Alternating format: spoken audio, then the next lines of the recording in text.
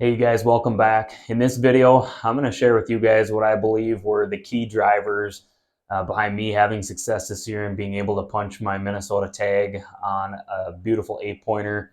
Shot it with my bow this fall. As you guys know, I do a lot of public land hunting too. I actually hunt more public land than I do on our private parcel, but this year it just so happened to work out on our private parcel, and it was really a fun year, and it really goes back to early summer, making my decisions on what I'm going to plant in my food plot this year. And for those of you that have been following my channel for a little while now, you know that I got some pretty sandy soil here where I'm at, and this is the third season now that I've been able to plant food plots and hunt this land. I've over the past 3 years, I've been kind of coming to terms with and coming to grips with the fact that I can only get certain plants and certain food plots to grow in this soil. My soil test from this summer showed 2.1% organic matter and a 5.9% pH. So not terrible soil. There's worse out there, but really low organic matter. That's something I'm really trying to increase with my cover crops, buckwheat, winter rye, things like that. And so that's a work in progress. But initially it was one of those things where I always wanted to plant brassicas. There's just something cool about it. You see it on the Outdoor Channel. Buddies of mine elsewhere around the state plant brassicas, and I think we all have those visions and dreams of a giant buck, out in the radish plot, kind of throwing the radish leaves around as he's eating and pulling up turnips, I certainly had those visions, and actually, incredibly, you can get brassicas to grow in this sand that I've got.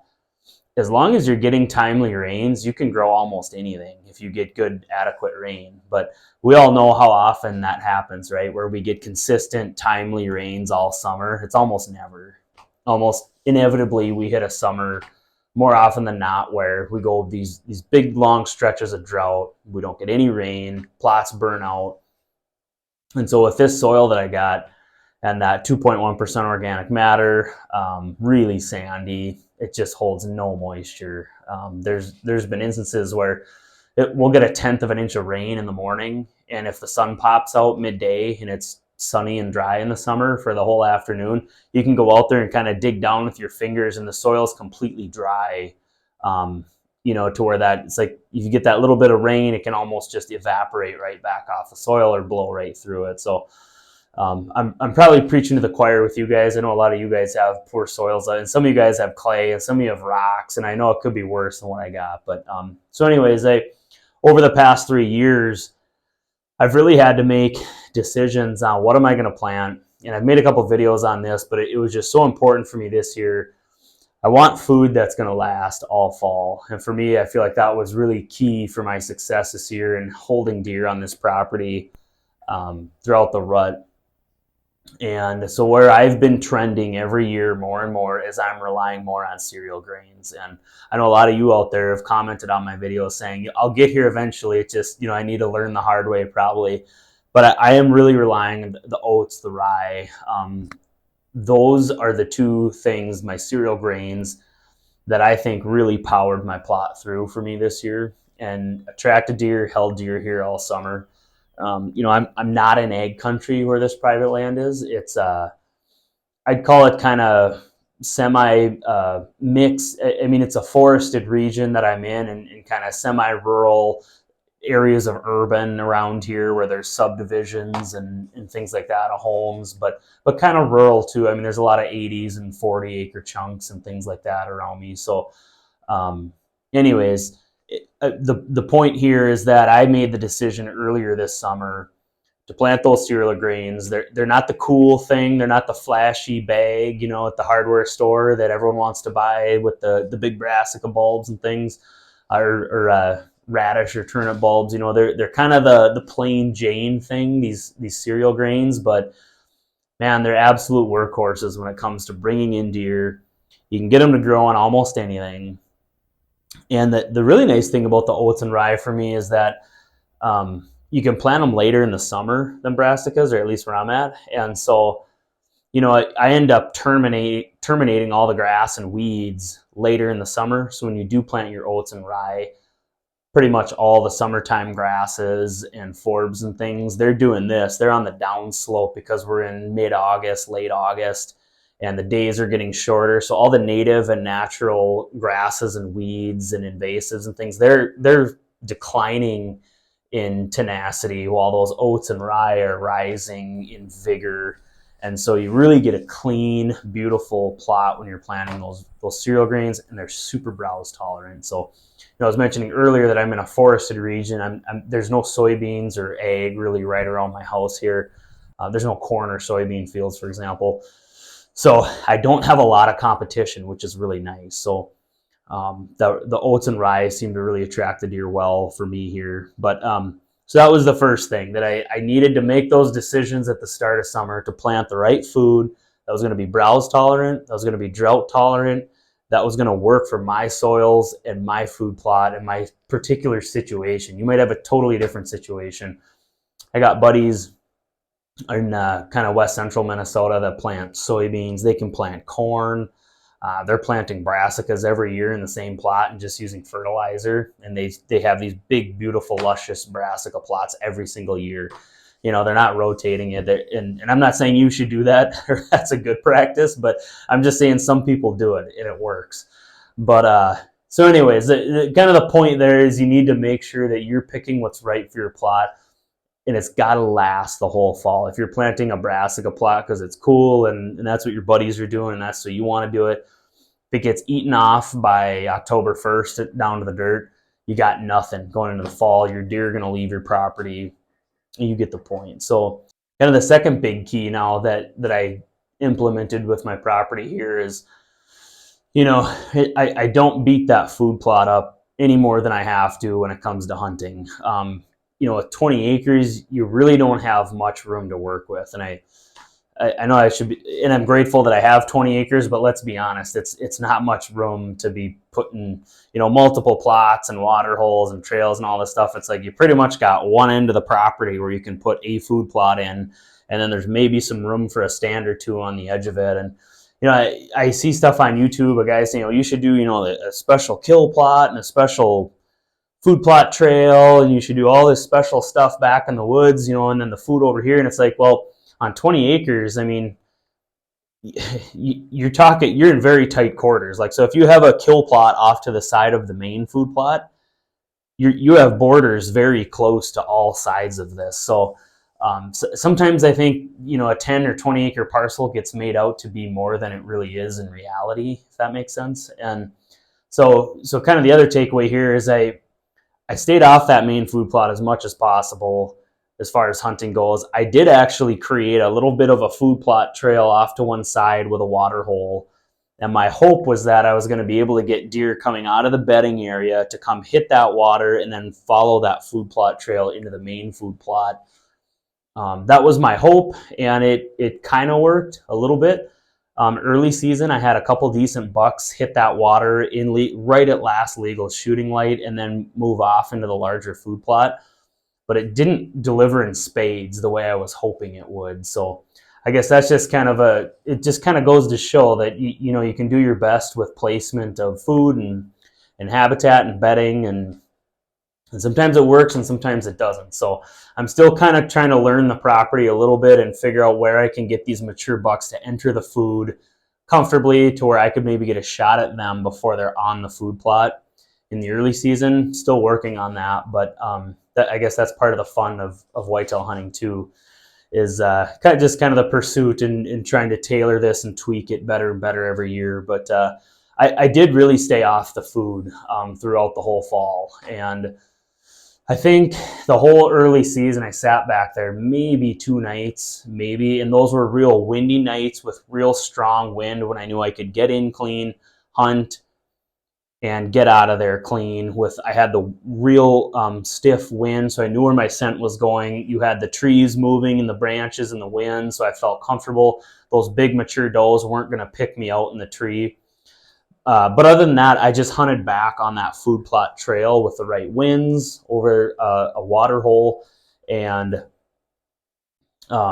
and I had plenty of opportunities at does and yearling bucks and smaller bucks and things. So again, I'll give myself a C grade on that part of it. But then the fall kind of went on. My food plot was still very attractive. I hadn't spooked it out real bad. The deer were still using it as if nothing, they were none the wiser that they were being hunted back there. And then once the rut set in, I felt a little bit more bold to actually sit on my food plot. My food plot's about 1.5 acres. And I know this is kind of a cardinal sin, but again, remember, I got 20 acres and I don't have a lot of land to work with here. So, and just kind of the way it all lays out, the deer aren't all bedding on my property, right? They're bedding on other neighboring parcels here. And so, it sounds good to say you should always be back on a kill plot, and it sounds good to say you should never hunt on the food, but you gotta, again, remember, if you got 40, 80, 100 acres, that's way easier to do than if you just have a little micro parcel. So during the peak of the rut, as we get into that like Halloween or say that last week of October, even into the first week in November, when things are really going wide open rut wise, I feel a little bit more bold to sit actually on the food plot itself, because there's a lot of young bucks running those does around. It's kind of chaotic back there on the food plot. If your food plot is attractive, it's lasting all fall, and you have a good herd right there, you can get away with a little more, in my opinion, just because of again, it's just so chaotic. There's little bucks, there's yearlings kind of dogging does and chasing them and clearing the does off to that end of the plot and then running them off the plot. And so, a guy can find a chance to kind of just wait till they clear and slip into your stand or get out of there at night, once the field is cleared. And so anyway, so I felt a little bit bolder, and I knew when I had swapped cards a couple times that suddenly the buck that I shot had showed up. I was getting him at night, and I did see that he had daylighted a couple times. And this was a totally new buck. I have no history with this deer. Other than this year, he just showed up, and it was cool. He came in. Actually, that morning I saw him out cruising across a meadow, and I actually called to him, because just kind of my own rule is if a buck is with a doe, I don't call, because in all my life I've tried in the past. I've never been able to pull a buck off of a doe when he's with her.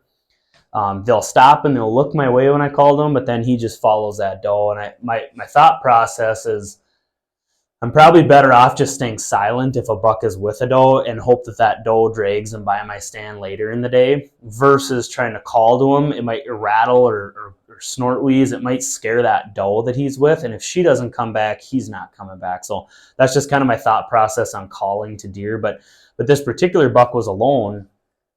And so I grunted a couple times. He was across a meadow probably 80, 90 yards away. And he stopped and looked at me. And then darned if a different buck came out, a smaller buck. And they kind of postured to each other like they were thinking about fighting.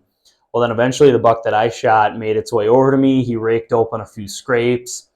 Actually came into about 30, 35 yards, and he was trying to get downwind of me, which I thought I had a block on my downwind, but it's amazing what he was willing to do to try to get downwind of me.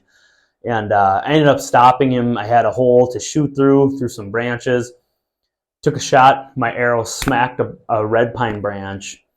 Broke my arrow, shattered on impact, and the buck just kind of ran back 20 yards and stopped and looked back my way and didn't really know what happened. So I just didn't move a muscle as he kind of looked back my way.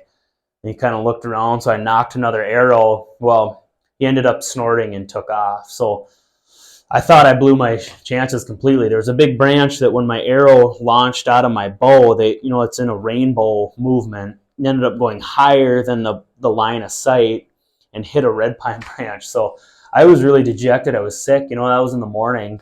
Couldn't believe it. And so anyways, I stayed on stand and I just kept hunting all day. And I thought, well, maybe he'll come back out, And sure enough, darn if that buck didn't come back out later that day, mid-afternoon.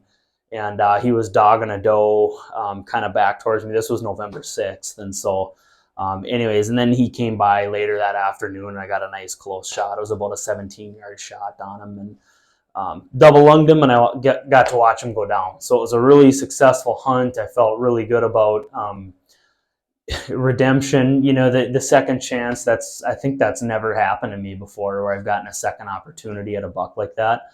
So that was a first. But you know, putting in all the hard work that I do year round, it really does feel rewarding. And if for those of you out there that own private land, you know the feeling. And you know, I hunt a lot of public, and that's really rewarding in its own way. Harvesting a buck on public land, in my opinion, it's quite a bit more difficult to get it done on public land than it is on private.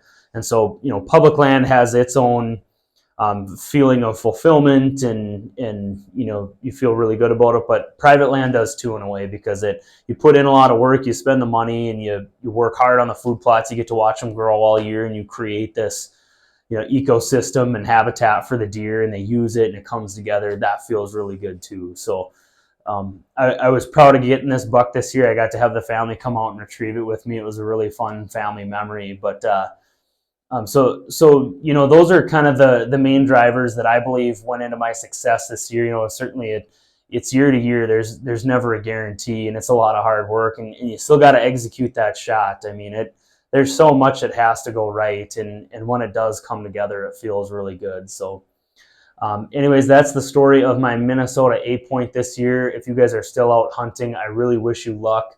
I want to see some happy hunters out there, and hoping that you guys have had some success. So I'll be putting out more videos here in the future, you guys. Hope you enjoyed this video. Good luck if you're still hunting. Take care, and I will catch you on the next video.